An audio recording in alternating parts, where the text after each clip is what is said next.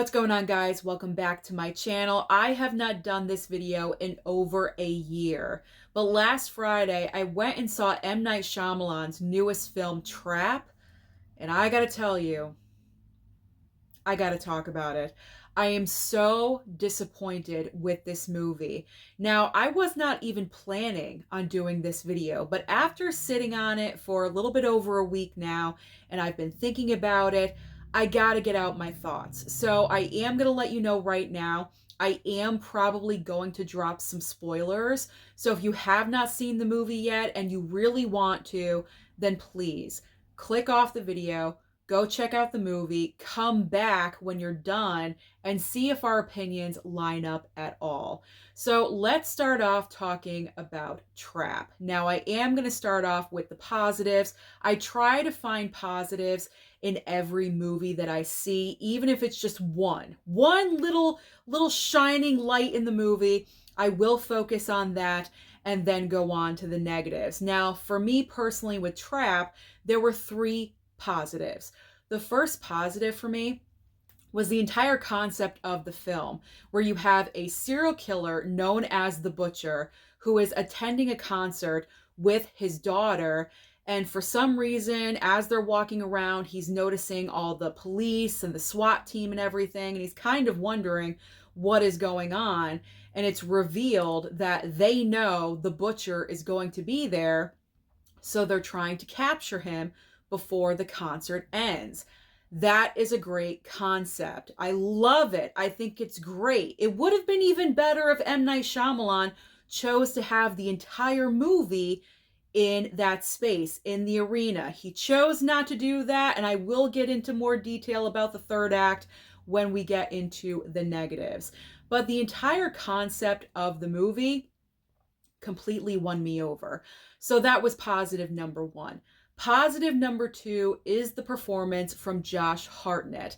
Now, Josh Hartnett is our lead in this film, and he, this is not a spoiler, it's in the trailer for the movie. He is the Butcher. So he is the guy that they are looking for.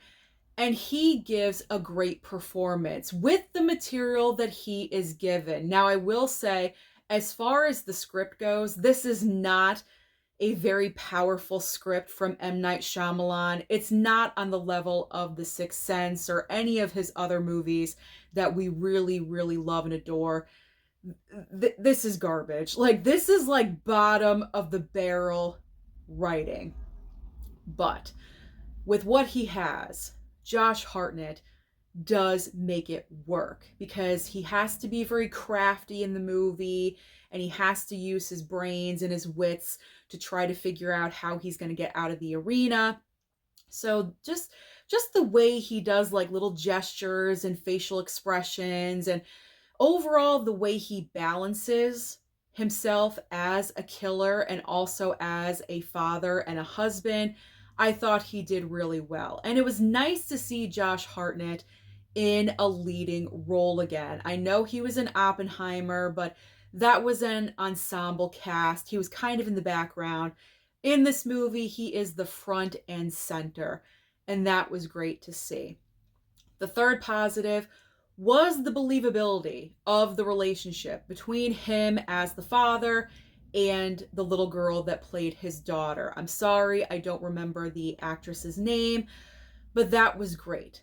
Very, very believable. And actually, as far as the script goes, that was the best part of the script, is that the way M. Night Shyamalan wrote their dialogue scenes together, that was the best part because it was real, it was natural, it just felt like it flowed very comfortably. There we go. I got it out. It's good. So that was the best part for me as far as the script and the dialogue and the believability, father-daughter relationship, having a little bonding day. I love that.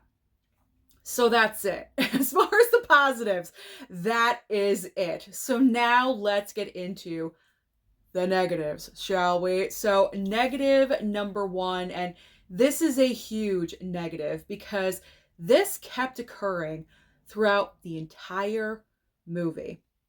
So the film Where the film starts to really fall apart for me is about 20 to 25 minutes in. In the first 20 minutes, you have Josh Hartnett and his daughter going to the concert. They're getting, she's all excited. She's playing music in the car and she's just jamming out and she's so excited. I mean, this is a perfect setup. Everyone feels like this when they're on their way to a concert. So then they get there, they see the character of Lady Raven, who is the pop star, who is also M. Night Shyamalan's daughter. We will get to that in just a second. They see her getting off the bus, going into the arena. Oh my God, the daughter's all excited.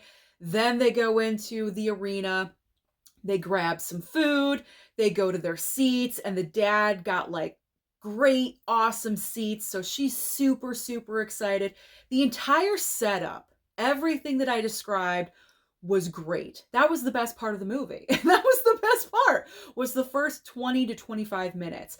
But after that time period, the conveniences that kept happening over and over and over and over again was getting ridiculous. And what I mean by conveniences is that about that time frame, about 25 minutes into the movie, Josh Hartnett's character as the butcher knows what's going on at this point.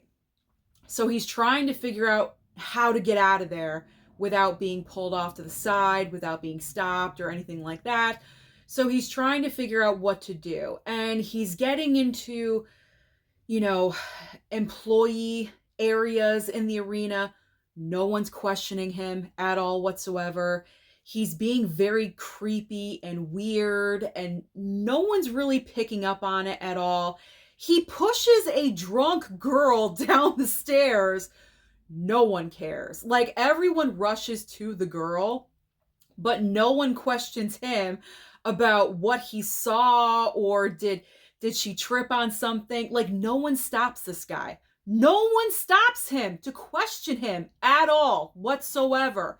That is not believable, especially when he is the description of the killer. That's what killed me the most. That is what killed me the most, is that no one. Here you have, okay, listen to this.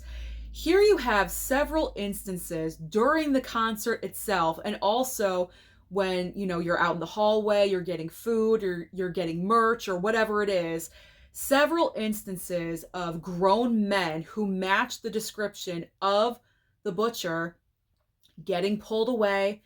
They're, probably getting questioned out in the hallway. They're getting details. They're probably looking at driver's licenses, whatever it is.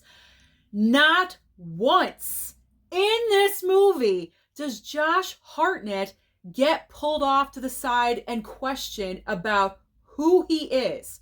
And he's the killer! And he is the killer! He is the description, you guys. And no one bats an eye. No one looks at him at all whatsoever. That was like the one major convenience that was absolutely killing me.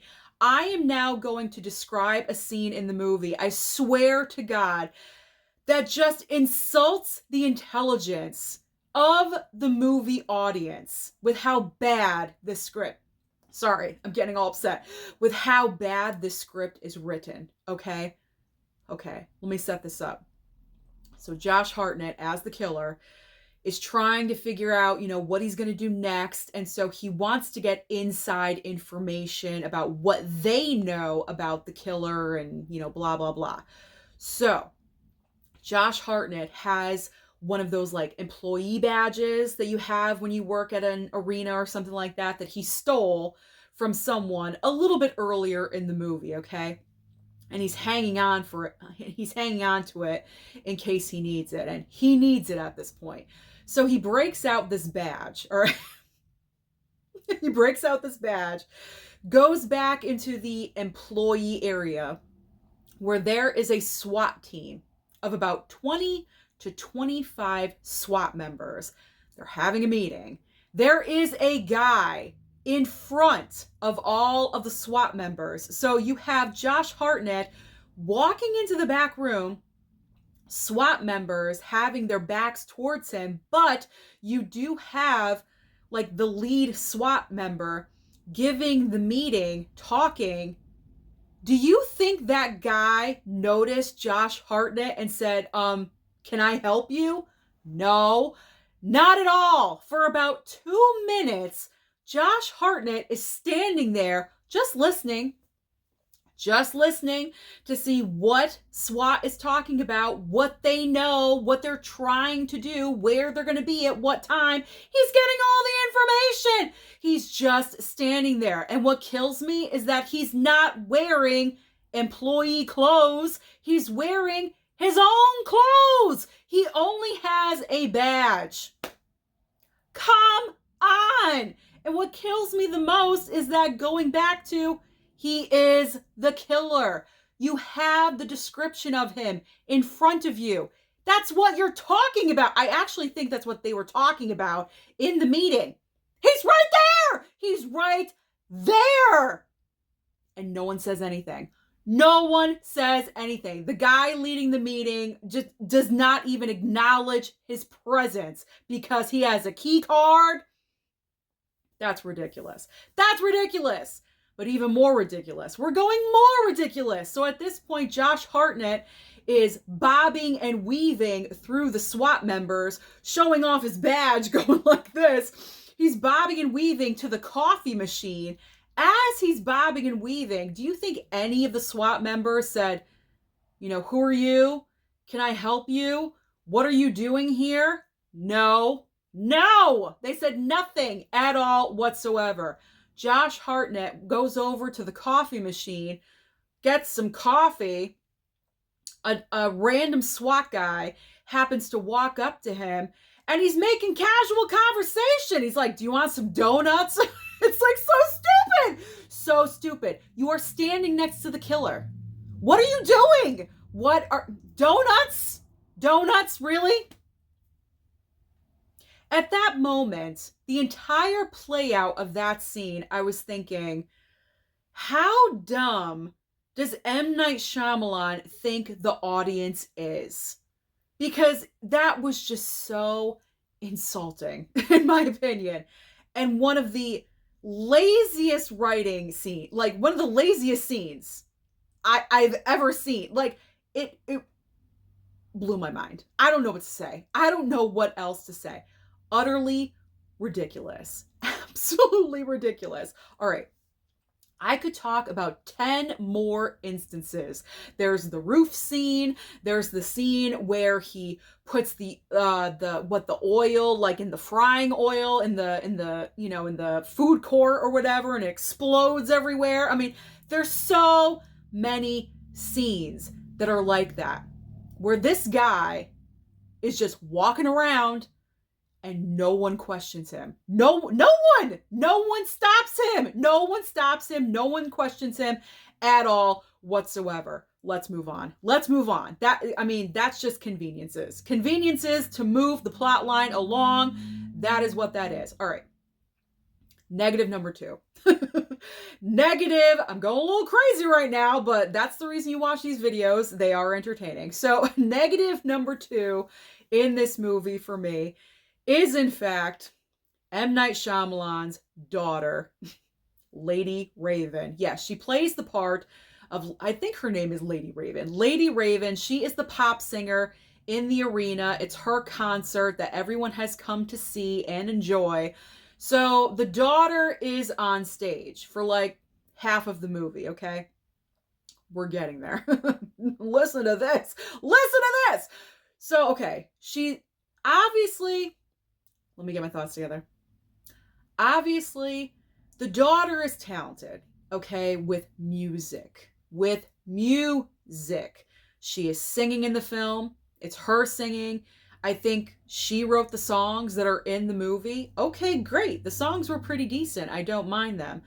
But what I do have an issue with, number 1, is that a lot of the screen time was focused on her and her songs and her singing. Like, there were some scenes that I felt weren't really necessary. They could have been cut out, but I feel like M. Night Shyamalan wanted to showcase his daughter, so that's why they were in the movie.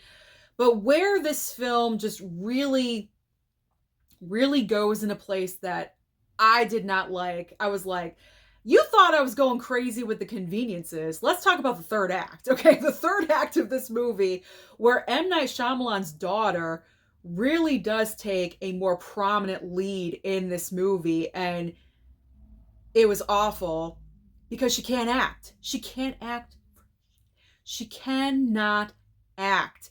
She is horrible. In fact, when she started having like an actual scene, when I was watching the movie, and I wasn't the only one in the theater, there was like maybe 10 or 15 of us or something. So I'm sitting there watching, and as this is playing out in front of me, the acting is just so horrible and so bad. I think I actually said out loud, damn, she's horrible, or damn, she's bad, something like that. I think a few other people heard me and they were laughing, but I could not help myself. And I've never said that. I've never said that out loud in a theater. And I've seen not so great acting, but this is horrible acting on a completely different sub level. Stick to singing, okay? Because acting, it ain't your thing. No, no, no, no, no. So that was like another negative for me, was that M. Night Shyamalan is trying to showcase his daughter. Daytona 500. M. Night Shyamalan is trying to showcase his daughter, and there's nothing wrong. Let me just clarify. There's nothing wrong with wanting to help your child, okay? I get it. You have the means to do so. You're very successful. Everyone knows who you are. They know your name. I mean, Shyamalan, we know who you are, okay? Like, your daughter has your last name, obviously. It's going to open some doors, okay? I understand if celebrity parents want to help out their children in any way that they can, any way possible. Okay, I get it. But point them in the right direction, okay? Focus on the singing and not the acting, because you should know by now. You've directed enough movies, M. Night Shyamalan. You've seen a lot of actors in your day. Was that good acting to you? I don't think so. I do not think so. I don't know if he just didn't have the heart to tell his daughter that she wasn't good. I don't know what it was, but it was awful. Absolutely horrible. So, I mean, stick with what you're good in, okay? Singing, dancing, songwriting. Okay, stick with that, not acting. So the whole acting aspect with his daughter was absolutely horrible. All right, so now that leads me into the third act of this movie. The third act that took forever and ever and ever. So let me explain. This ending had multiple ending syndrome. And what I mean by that is, with some movies, some films kind of have like a false ending. You know, you think it's going to end and then something happens and a twist comes in or something. And okay, it takes about 10, 15 more minutes to wrap up the movie and then we're done. Well, M. Night Shyamalan chose to do that in this movie about 3 to 4 times. It was absolutely ridiculous. First of all, we have the entire beginning of the third act where Josh Hartnett's daughter was able to go on stage and dance with Lady Raven, and she's just at an all-time high. She has no idea what's going on with her dad, just that he's acting super weird. But she's having a great time. So Josh Hartnett gets the brilliant idea, well, if we leave with Lady Raven, then we're out of here. And no one is going to stop me. No one's going to catch me. So here's where like her acting comes in that I was telling you about. She became more of a focal point, and I just didn't like that at all. So the third act really begins when they get in the limo and they're going home. They're on the way home and they reach home base. And then Lady Raven wants to go inside of their house because she now knows at this point that he is the butcher. And so she wants to out him to the family and kind of and get him arrested and get him caught and everything. And oh my God, this ending is just so freaking crazy. She steals his phone, runs into the bathroom, checks on one of the potential victims that he has, and then she goes on Instagram Live and she's doing that. It's like a whole 5-10 minute scene that she's in the bathroom. He's knocking, trying to get the bathroom door down. It's crazy. Then he takes her, throws her butt into the limo, handcuffs her in there. Then he drives out with her. And then they're in, like, on the public street. And then there is a slew of fans that are like, they're stopped at a light or something, or they just randomly pulled over. And then there's like a slew of fans all around the limo. And somehow he manages to escape when there's like tons of people outside this limo. But he manages to, just evade everyone and get out of there. So the house was like the first ending, possible ending. And then the limo was possible ending number 2. So then he left the limo, left her. Then I think we're done with Lady Raven at this point. Thank God, because the acting was absolutely killing me. And then we get him back to the house. So he's back. Why he went back, why M. Night Shyamalan wrote for him to go back to the house, I have no idea. I have no idea at all whatsoever. Like, get out of there. The jig is up. Like, everyone knows your identity. You gotta leave. I would have just, if that was me, I would have hightailed it. I would have taken advantage of leaving the limo and hightailed it. I would have hailed a cab or something and have been out of there. But no. He chooses to go back to the house with the wife. I don't know where the kids are at this point, but the wife is there. And this is like ending number 3. It's never ending. Never ending syndrome. It was so ridiculous. And I will say one of the positives about the multiple ending syndrome. There we go. I can never talk.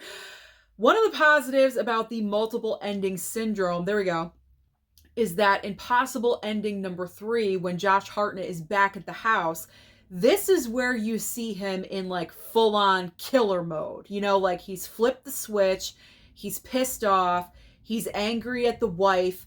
He's confronting her. That's why he went back. He's confronting. But I mean, if I was a psycho killer, I would have just skipped town. I would have just skipped town and I would have been out of there so they don't catch my ass. You know what I'm saying? I would have been out of there. But he goes back to the house, confronts the wife, and then the wife, this is how bad the writing is. The wife is like, you know what? Before you kill me, I'm paraphrasing, but this is kind of like what it is. Before you kill me, let's have one last piece of apple pie together. They were like celebrating something. Let's celebrate one last time. So stupid. So who talks like that? No one talks like that. No one talks like that. That's why I praised the dialogue earlier in the video between the father and the daughter, because it was so real. It was authentic. It was believable. This crap at the end between the husband and the wife, I didn't believe. First of all, I didn't even believe that they were married. Like, I didn't see like a physical attraction between them. I did not see any kind of connection at all whatsoever. I mean, maybe that was the idea behind it. Maybe he was never attracted to her. I don't know. But I did not believe that those two were married because I did not see any kind of chemistry at all. Like, it wasn't there at all whatsoever. So, side note, that's another disappointment in this movie. Didn't believe the marriage chemistry. Yeah, so false ending number 3, and then finally it comes to the point where he's going after the wife, and then SWAT hits him from like every angle with like taser guns or something like that, and finally take him down. So that was like the official ending. So there's like 4. Technically there's 4 endings in this movie. I feel like M. Night Shyamalan wrote about 4 or 5 different drafts for this script, and each one of them had like one of these endings. And instead of choosing one and rewriting it and working it and really making it, having it make sense and everything, he was like, screw it. Let's just do all of them. Let's just do all of them. Put them all together, mash them up. Maybe, pick the order out of a, out of a hat or something. I don't know. Like, I don't know what he was thinking with this movie at all, at all whatsoever. And then the way the film actually ends is kind of predictable, and it left me with nothing. It left me with nothing. It left me with frustration because I really thought this movie was going to be great. I was so positive for this film. With that trailer, with the concept, you have Josh Hartnett. It had all of the ingredients. All of the ingredients were there to make a really, really great movie. And because M. Night Shyamalan and his freaking scripts, you know what M. Night Shyamalan needs to do? He needs to take a break. He needs to take a long, you know what, M. Night Shyamalan, if you see this, okay, you probably won't, but just in case you do, let me give you some advice. Take a long break, okay? Take a long break because you need it. I feel like the big problem with him is that he's pumping out movies like crazy. Let's not forget that he was also an executive producer, probably a little bit more than that, on, oh yeah, his daughter's film that she directed, The Watchers, that came out earlier this year. Yeah, he worked on that too. So he had Knock at the Cabin last year. Then we had The Watchers that he was obviously working on, and also this movie Trap at the same time. I feel like he's working on too many projects, too much, too quickly. And what that is leading to is that his scripts are garbage. That is the weak point. That is the weak spot. Because with Knock at the Cabin, that was a decent movie. It was a decent premise, but where that fell for me is that it was extremely repetitive and the ending wasn't really that great. There was no twist, but that's okay if there's no twist. But the ending for that movie kind of just ended and it was very plain. And that was based off of previous material. And the ending in there with the material that it was taken from, that ending was better. So I don't understand why he changed that. That was weird. And then with this movie, it was just ridiculous. Absolutely. I feel like he just explodes all of his thoughts on paper and doesn't really work with it. He doesn't do the rewrites. It's like he doesn't think. Are you thinking when you're writing this? You are not thinking when you are writing this. Like, the audience is not stupid. And I feel like he thinks that we are stupid. And that really annoys the crap out of me because we are not dumb. We are not going to buy the fact that this guy walking around this arena was never stopped one time by anyone. Technically, he was stopped on the roof for like 30 seconds or something, and that was it. Just because he knew the code word, he was good. Like, it never crossed anyone's mind that he would be the conniving serial killer. Like, it was just absolutely crazy. So, M. Night Shyamalan, the weak point is the writing.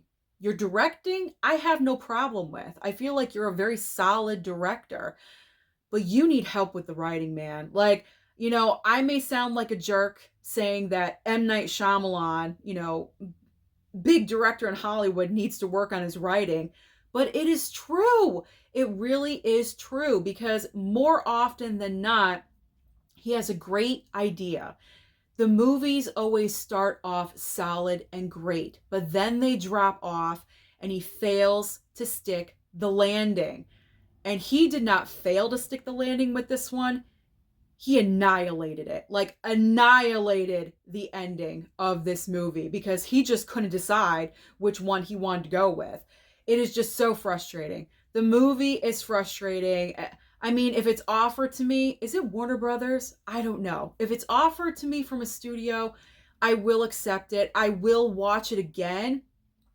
Like I say, I always try to give movies another chance. Look at Barbie. My last I hate this movie over a year ago was Barbie. I gave that movie another chance, actually a couple of rechances, and I no longer hate the movie. It's not my favorite movie, but I no longer hate it. But I don't know. I'm disappointed. Severely, severely disappointed because I was so excited for this film. I thought it was going to be great. I was thinking, Shyamalan is going to be back with this film, like top of his game, and it didn't deliver at all whatsoever. So he has just got to work on those scripts. You got a great idea, hash it out, rewrite it again, think about it, rewrite it again, rewrite. Don't put out a movie for 4 or 5 years. Fine. I don't care. As long as you come back with a banger of a script, that is all that matters. But it feels like he's more about quantity over quality, and that is really disappointing because I don't want that.